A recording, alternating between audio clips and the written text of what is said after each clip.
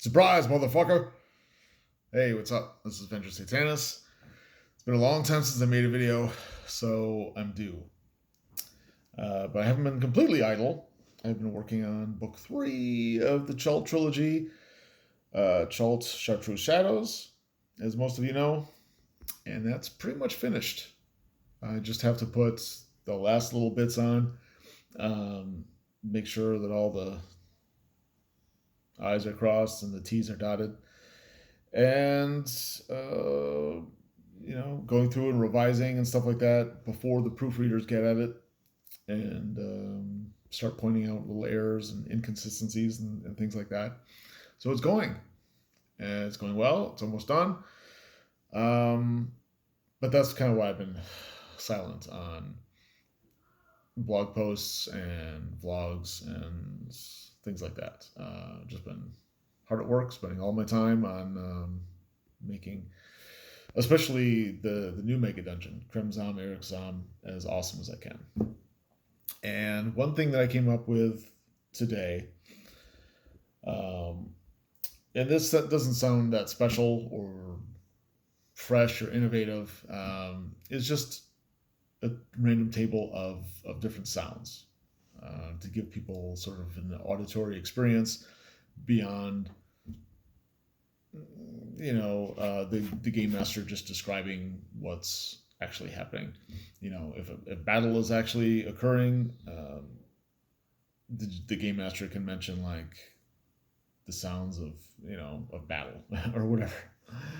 Or if they're watching someone drink a flagon of ale, the game master can describe like the sounds of them gulping down the liquid. But sometimes it's cool to just have weird random sounds that might not fit neatly into a particular area that the PCs are exploring. Obviously random tables for sounds have been around probably since the 70s. But so like I said, it's not revolutionary, but it's just a little cool thing that I wanted to add just in case game masters wanted to use it. It's also another way of world building and adding these layers of depth and dimension to the things that we create. Things like this mega dungeon, and can also be applicable with other things, other places in Chult and beyond Chult. Any campaign setting or any mega dungeon or regular dungeon or temple or tower or whatever. This could be useful for. And so let's go through it. Oh, I had 20 of them.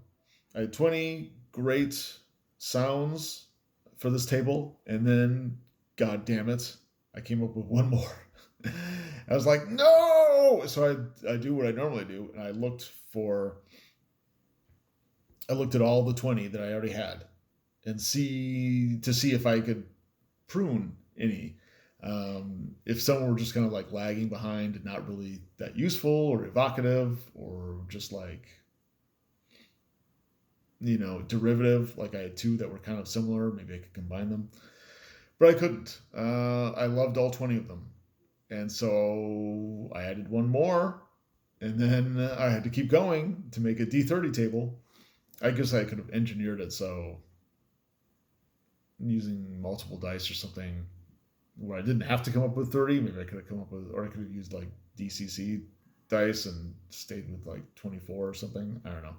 But I wanted to go to 30 because it's a nice, even number, I guess. And I came up with some good ones. I surprised myself. Didn't take me too long.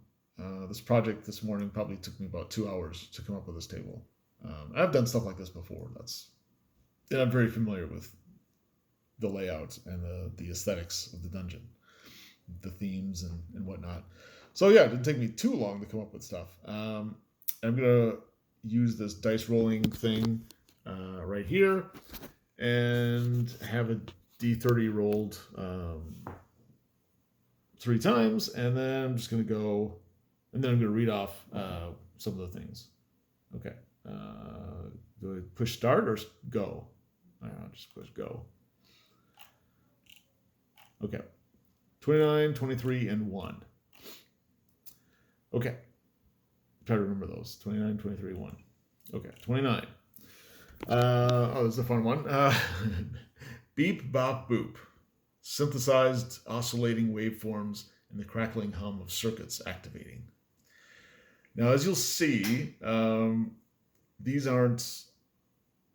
Okay, so what I tried to do with these sounds is I tried to use language in a way that's not just clinically descriptive, but the way the language sounds, the way you say it.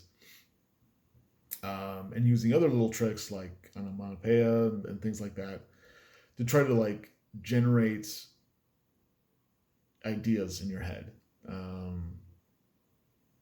Descriptions they're easily imagined. They go beyond mere description to something that sticks in you, that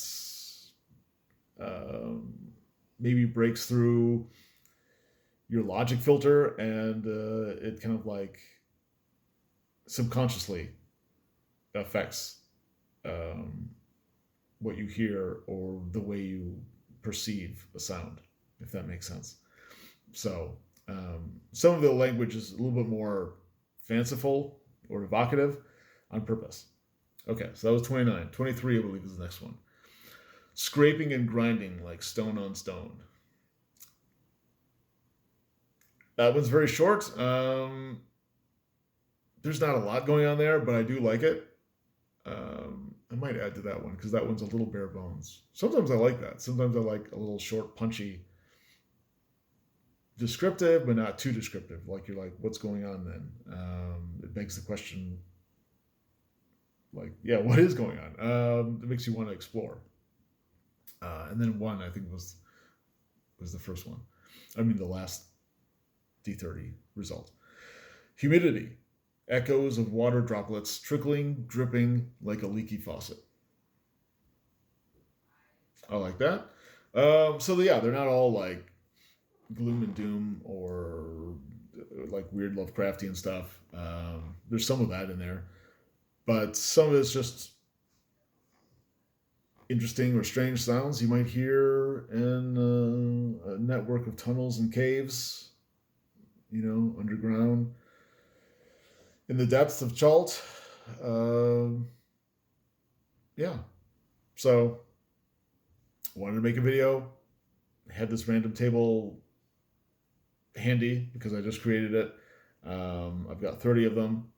And used sparingly, I think it could, it could heighten the experience and just make it more enjoyable for both the game master and the players. It gives it a little extra something to goose adventuring and exploration and just seeing what's out there and vibing with the environment, I guess. Okay, and that's it for now. Hopefully I'll get another video out in a day or two. All right, subscribe, comment, share, like, all that good stuff. All right, see you around.